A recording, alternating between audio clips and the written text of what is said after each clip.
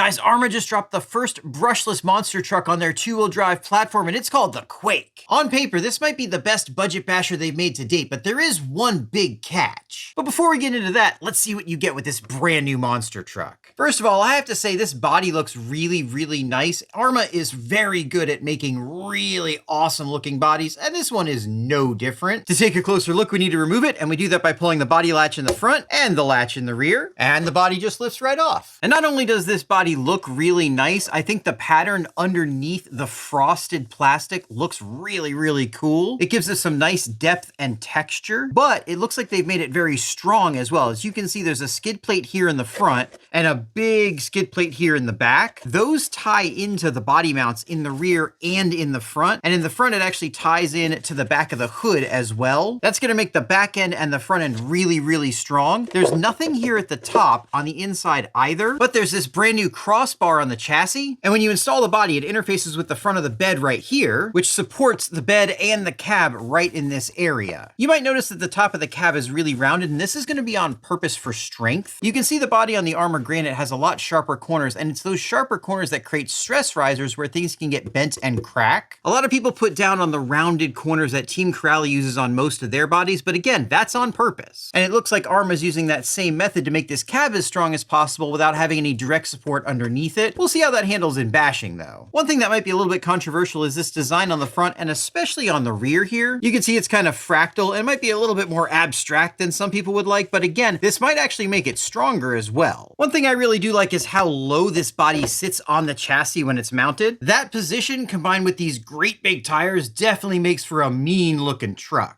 To take a closer look at these tires, obviously we're going to need a tool, and this is one place Arrma really doesn't disappoint. You get this nice universal wrench, as well as these actually functional hex wrenches. These are a lot nicer than what comes in most kits, and don't feel like something you need to throw away immediately. Now, if you want a chance to win some really nice MIP tools, make sure you get subscribed and hit the bell to get notified, because when we hit 50,000 subscribers, we're doing a huge giveaway. Not only will you be winning some awesome tools, but we've got some cars we're going to be giving away too. If you love this channel, subscribing's the best way to show me anyway, because this channel isn't even monetized, so your subs and comments are how I know I'm doing a good job. These tires are medium soft. They've actually got fairly squishy sidewalls. They've got a nice modified chevron tread pattern. As you can see, the tires themselves are vented and the wheels are not, just the way we want to see it. Venting the tires means that anything that gets in here, including debris or moisture, will get slung right back out by centrifugal force. If you've got the wheels vented and not the tires, that means anything that gets in there gets trapped in there, and that's a great way to end up deteriorating your foams and unbalancing your tires. As compared to some stock Granite tires, as you can see, these are a little bit taller, they're slightly less wide, and they have a similar offset. By the numbers, these are about 135 millimeters in diameter and 67 millimeters wide. That's about half a banana by about a quarter of a banana in imperial. Arrma is claiming that this truck with these tires is going to be able to do 50 miles an hour out of the box, which is why while a lot of the stuff under here looks familiar, there's also some things that we've never seen before. To start off, this uses the same body clip system that's on the other two-wheel drive platform vehicles. This is actually a good system, and it tends to get jammed up less often than on their four-wheel drive trucks. If one of these pins ever gets jammed or messed up, they're fairly easy to replace. You just push in on this middle part, let it release like that, and then the whole thing slides out. And you can see how this works. It's got two notches right here. The body fits into those notches, and then when you push it to the side, it hits tabs in the body and holds it in place. With that body off, we can also get a better look at the body support structure. This is fairly flexible, but should be strong enough to prevent that body from collapsing on a really bad roof hit. We're gonna find out about that. And don't worry, we're also gonna find out just how hard we can push this thing with some awesome upgrades, some of which I've never installed before, so that should be really interesting.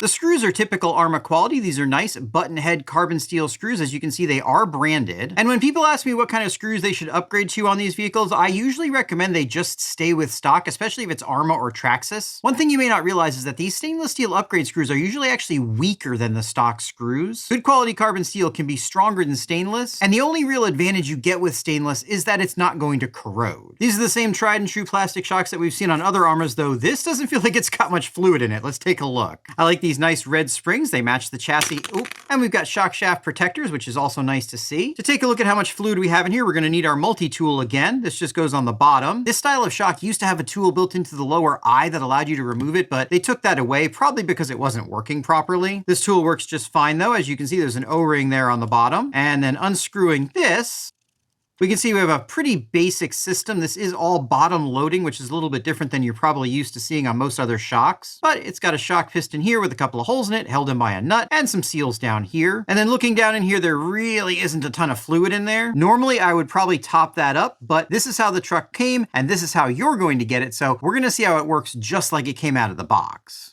Just going to bleed the air out of here by closing this up most of the way. There's an interrupted thread here that air can get out of, pushing that shock shaft all the way up, and then closing it up the rest of the way. These shocks are generally pretty reliable, and they do use these plastic spacer clips to set your ride height. While these are very rudimentary, they do work well. The wheels run on plastic hexes all the way around, and those hexes are 14 millimeters. The hexes are positively retained on the shaft, which means they're not going to fall off when you take the wheel off, but it does mean you have to pry them off if you want to remove them. That positive retention just comes from a little bit of squeeze on the cross pin. I really like seeing this because if the hex comes off with the wheel, this crosspin can get lost. And then behind that, you can see the stub axle is riding on sealed ball bearings. Fantastic to see on a budget vehicle. In front of those front shocks, we get a nice tubular style bumper with a matching skid plate on the bottom. We get a similar setup in the rear with a wheelie bar back here. When we take a look at this power system, you'll see why we might need this wheelie bar. Flipping this over, you can see this is a real monster truck with a high center of gravity chassis. And in the middle of this chassis, we have the battery tray, which is fairly generously sized, but can be a little bit limiting sometimes. The built-in IC5 connects to something some of you guys might not be super excited to see, and that's this 2-in-1 ESC receiver, which is still being held down by some cable organization, including what I believe is this new little cover for the wires going down into the battery compartment. Correct me if I'm wrong, but I don't think we've seen this on any other car before, and hopefully it'll help keep dirt and debris out of that compartment a little bit better than just a hole. In the front, we've also got some nice cable organization for the servo. And with that off, we get a closer look at this 45 amp 2-in-1 receiver ESC combo.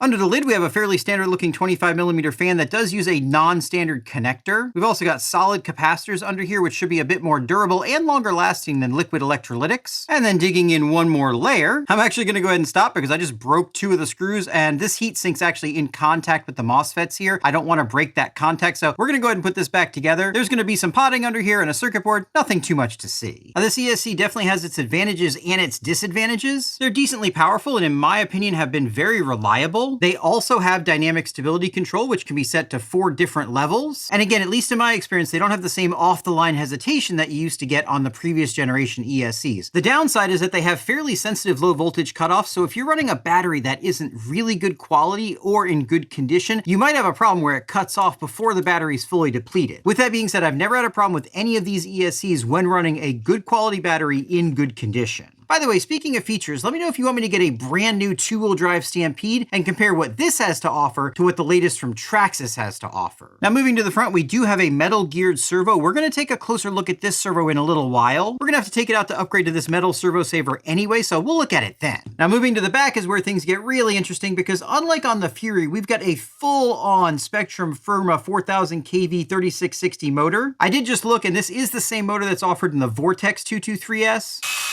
And under this cover, we also get the upgraded slipper clutch system that has an aluminum output gear. With the width of this gear, it's going to be pretty darn strong, but it does have the same plastic spur as well as plastic adjustment nut. There is a wrench on this tool to adjust the slipper clutch. And then under here, you can see one of my least favorite features of this design. That's the fact that this inner bearing race rides on this little tiny plastic shelf right here. And those are constantly being jammed together by this slipper spring. This usually will cause this little ridge here to push into this and cause problems. Fortunately, we've got an upgrade to that as well. Looking at the part number, this is the same slipper clutch that we get on the 223S Vortex, though the 223S Fury gets the lower end gear to match the lower end motor. The purpose of the slipper clutch is to partially decouple the spur from the output. That allows it to smooth out any shock loads and help protect your gears. And Arrma does give you a little pamphlet that shows you how to adjust it and where it should be adjusted from the factory. I usually go a little bit tighter than that, but the tighter you go, the more likely it is you're going to strip your gears. The looser you go, the more likely it is it's going to slip too much. Through that intermediate gear, we're going to be driving a planetary rear differential, which is easy to get up by just taking those 4 screws out of the bottom, pushing one of these inner hinge pins out. These are nice steel hinge pins, and then pulling it right on out of there. With that out, you can see the intermediate gear right in there, which we do have a steel upgrade for, as well as a steel differential. I'm definitely curious to see how those big, wide steel gears sound compared to these plastic ones. Speaking of which, you've got the same plastic axles we've come to know and love. To remove one of the axles, you need to sneak your driver all the way down through it. That's why this Arrma included driver is so nice. These can be pretty hard to remove, though. And I have stripped a couple of them out in the past. While working on these gears, you're going to want to be really careful of this grease. It's nice and clear and clean, but it has a high sulfur content, which means anything that it touches is going to smell like rotten eggs pretty much forever.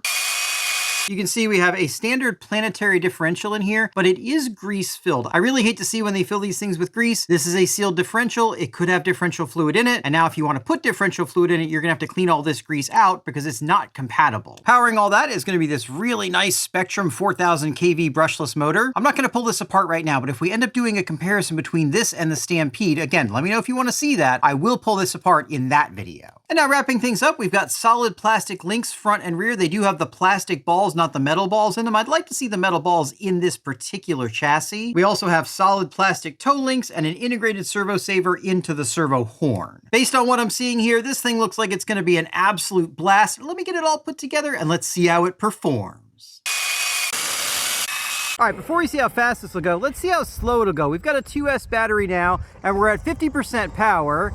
And that's actually not too bad. This is the slowest possible setting. Obviously, with the higher power setting on the transmitter or a higher voltage battery, it's going to be even faster. But if this is your first car, or you're getting it for a kid, you might want to go slow. And this does give you the ability to go at least reasonably slow. As you can see, we've got 21 miles an hour. That's not bad. While I was doing those speed runs, I noticed some really bad cogging on this ESC. I think breaking those two screws might have broken it. Fortunately, I've got another one in the drawer.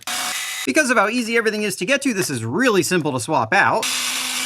Now let me just finish getting this wiring tidied up. And we are back in action now. I don't know if I caused that problem with the ESC or if it was a problem out of the box, but since I did mess with it, I'm not going to try to warranty it out. If you had a problem like that out of the box, of course, contact Horizon and they'll take care of you. They've got some of the best warranty in the business. As you can see, even on 50% with 2S, this thing has enough power to be pretty fun. Even in this fairly tall grass, we can use this little jump. Get a little bit of air out of it. And yeah, this thing's handling just fine. I think for a little kid, or if you've never really driven an RC car before, this is a great power level to start at. It's very unintimidating and should be really, really easy for you. Overall, on low power, it's feeling pretty good. Let's see how it feels on some high power. All right, we've got a fully charged, good quality 3S SMC battery in here. Let's see just how fast this thing can go. I suspect we're gonna be wheelie limited. About half throttle, 3/4 full, and there goes the wheelie. I think the body's coming off too. Must not have got it mounted right. Okay, yeah, the body wasn't clipped in. Let's see if maybe we can get a little bit faster without that body trying to come up into the air. Here we go. Quarter throttle, half throttle, 3/4 throttle, full throttle. Yeah, she's still trying to wheelie. All right, one more pass. Half throttle, 3/4, full throttle. Yeah, she is definitely wheelie limited. All right, let's do that one more time. It's very stable. Yeah, just wants to wheelie. All right, let's see what we got. Definitely a stable truck though, wow. 47 miles an hour, that's not quite 50, but close enough. Based on how stable and predictable the truck was during those speed runs, I'm expecting it to be pretty stable for bashing too, and wow, this thing is incredible. I don't think I've ever felt a two-wheel drive truck that was this stable before, even things that have a lower center of gravity chassis, and it really loves to wheelie, though we got that front body off again. Okay, that's my fault. I didn't quite have it clipped in properly. I think I've got it clipped in now. Let's get a nice little high-speed pass. This thing is great, and it loves to wheelie, but wow, it's so stable. It really does not want to roll over. I've never had a high center of gravity monster truck that was this stable before. This is crazy. Let's see if we can get a long wheelie out of it. Pretty good. I think we can do better than that. Thing's got plenty of power. Maybe too much power. There it goes. Yeah, that is fun, guys. See how these new tires handle in the dirt, and yeah, they seem to like the dirt as well. I'm really surprised at how little understeer there is with this thing. Obviously, if the front tires are off the ground, it's gonna understeer like crazy, but for a two-wheel drive vehicle, it definitely maintains control better than most two-wheel drives. Of course, that gyro is definitely gonna be putting in a little bit of work, but overall, this thing feels so good. Wow, this is fun. Now, deeper rutty sand is usually a weak point for two-wheel drive vehicles just because they don't have that four-wheel drive traction, but this thing's got those big tires on it, and the low weight of this two-wheel drive platform means it just kind of floats over everything. The suspension is doing a decent job. This definitely is not the most advanced suspension in the world, but I'm also only doing about a third throttle here. If I really nail the throttle, it's just gonna flip over on its lid. This is definitely one of those two-wheel drive vehicles where you're gonna have to be judicious on the throttle in order to get it to bash properly. Two-wheel drive always takes a bit more skill than four-wheel drive does, just because you're only driving those two tires. And especially when you've got this much power on tap, it takes even more skill than that, but a little bit of skill isn't necessarily a bad thing, especially if you've been bashing for a while. Having to pay a little bit more attention to what you're doing can be a lot of fun, and so far I'm having a lot of fun with this truck. Let's see how these big tires handle on some thick grass. You can definitely feel the grass dragging the truck down, but that will be the same on a four-wheel drive vehicle as well. Though again, with the lower traction of just two-wheel drive, it's a little bit more apparent. But again, it handles really well, and it's actually pretty predictable as it tries to roll over. Like I said before though, this is going to take more skill than a four-wheel drive vehicle does, but as far as two-wheel drive vehicles go, this is probably one of the best handling ones, which is really surprising given the fact that it's high center of gravity. Wonder if that high center of gravity is going to allow us to do some backflips. Typically, two-wheel drive vehicles won't have great air control, but I suspect, yep, I was right. With the big tires on this thing, it actually handles in the air just fine. It again takes a little bit more skill because you're only rotating one end of the car, but we just did a perfect backflip there. A little bit of a bad landing, but we can fix that. And yeah, it felt really, really nice. This platform is pretty well proven, and I think durability isn't going to be a problem with it. And the shocks are actually tuned up really well for landing those kinds of jumps. That's about an 8-foot jump. Not that big, but not that small either. Double backflip. Oh, right on the nose. Try that one more time. Let's see what we've got. Here we go. Double backflip. Yes, landed it. I just about hit myself though. Let's go with one more jump. This thing is definitely awesome, guys. Big jump. Bam, right on the tail, and it survived again. Guys, I am super impressed with this thing. It handles well for a four-wheel drive, much less a two-wheel drive. But now it's time for my favorite part of the show, and that is upgrade time. I'm really impressed with these tires. I kind of expected them to be balloony and mushy, but they have great traction in the front and in the rear, and their size means this thing just kind of floats over rough terrain. I'm definitely curious to see how this slipper clutch has held up. In my experience, they tend to get chewed up pretty quickly, but this bearing actually feels pretty free. Just pull this apart and take a closer look at it.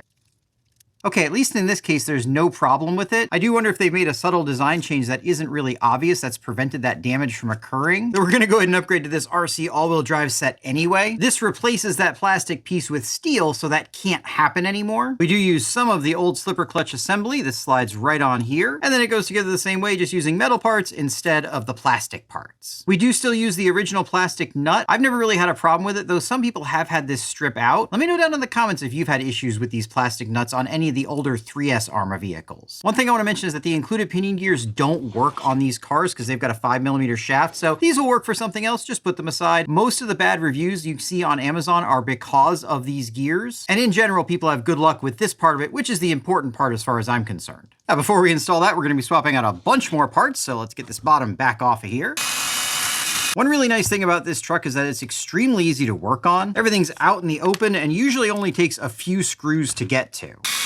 One thing I've never upgraded on one of these before is this big intermediate idler gear. The stock one is plastic, and this massive unit I got on Amazon is full steel, and it also uses larger bearings, which are inherently stronger. Nice touch. Because all these gears are new, I'm gonna add just a little bit of utter butter here. That'll be plenty. And to go along with that, we're going to be installing this all steel rear differential. This thing weighs a ton. It has been leaking a little bit, so it is fluid filled. Hopefully that leaking was just because of transport temperature and pressure changes. And then finally, we're going to add on these RC all-wheel drive axle shafts. Again, I've used these several times and they seem to work really well. They do have the spline that goes onto the differential. When you install these, you want to make sure the threaded part aligns with the little dent on the splines. Make sure you clean your grub screws with alcohol or a similar solvent. That machining oil right there will interfere interfere with the thread locker working properly. And speaking of thread locker, make sure you use some. Now, it's been a little while since I used these shafts, but I think RC all-wheel drive made some improvements to them. I don't think these inner shafts used to be pinned, and I believe there used to be plastic rings holding these pins in on the CVD side. This is all steel now, and the pin means the center part isn't floating anymore. That should be beneficial. Now, I'll just drop this beast in here and put it all back together again. Now, before we take this thing out, let's see what these new steel gears sound like. By the way, one really cool thing that Arrma has done is actually label the transmitter Quake. I've never seen any other manufacturer do that, and that's a really nice touch for knowing which transmitter you have in your hand. Actually, that's pretty smooth. Let's see how it does on the big jump. Now, I want to mention, I show these upgrades not to show what you must do or even what you should do, but only what you can do. Like most modern bashers, this platform can handle general bashing without any upgrades at all, and it is pretty darn durable and obviously has plenty of power. Being able to do backflips with two-wheel drive is not very usual, so this thing's definitely got the jam and feels really good. Won't self-right though. I'm always curious to see what upgrades are available for a platform, but again, that doesn't mean you need to do those upgrades. It's more of an exhibition than a tutorial. With that being said, I think this thing feels pretty good with the upgrades we did do. Though to be fair, it did add a lot of weight to the back of the truck. This is a pretty light truck out of the box, and adding all those steel gears definitely put a few percent extra weight on it, and in the back, it does make a big difference. The suspension feels less capable of handling the big jumps than it would have been without those upgrades. And again, especially those big gears really aren't necessary. It is handling the jumps pretty well though. Let's see how it handles a few crashes. Overall, I expect it to handle these crashes just fine. This platform's pretty strong. But it's worth checking. This is a brand new body and we want to make sure we don't have any serious weak points on that body. Let's see if we can get a double backflip out of it. Full speed. And double backflip. Those back tires are really putting in a lot of work, ballooning quite a bit. They do seem to be able to handle it though. And yeah, we're getting used to this thing now. This is some pretty tall grass it's in. Let's see if we can get a crash. Not too bad off that back wheelie bar, and it's back on its wheels. Backflip. Yeah, those big ballooning tires make air control really nice, which again is pretty rare for a two-wheel drive truck.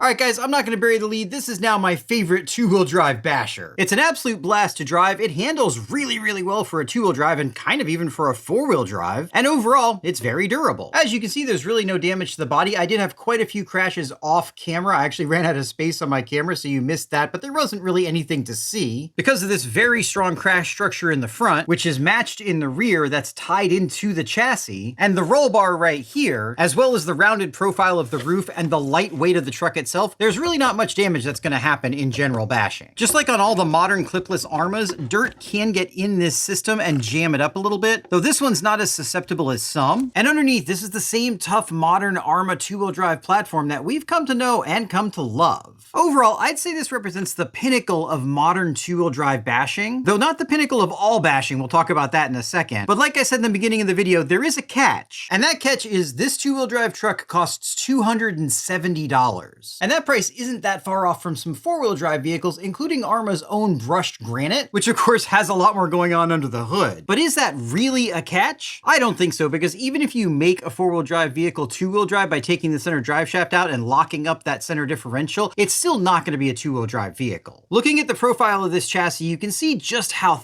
thin it is in the middle. And that's because without having a center drive shaft going through it, you can put that battery in the middle, and it really makes the entire package lighter and moves everything towards the center of gravity, which makes it handle better. You can also have two-wheel drive specific front suspension and steering, which is definitely different from four-wheel drive system. Overall, this two-wheel drive platform, and especially this truck, is a very different driving experience from anything you will get out of a four-wheel drive. And I think this two-wheel drive platform, and especially this specific two-wheel drive truck, has something to offer that you just can't get on a four-wheel drive platform. And I think this thing really is the future of two-wheel drive bashing, and we'll get a lot more people into bashing two-wheel drive that might not have ever been interested before. Now, if you want to see the future of four-wheel drive bashing, check this out.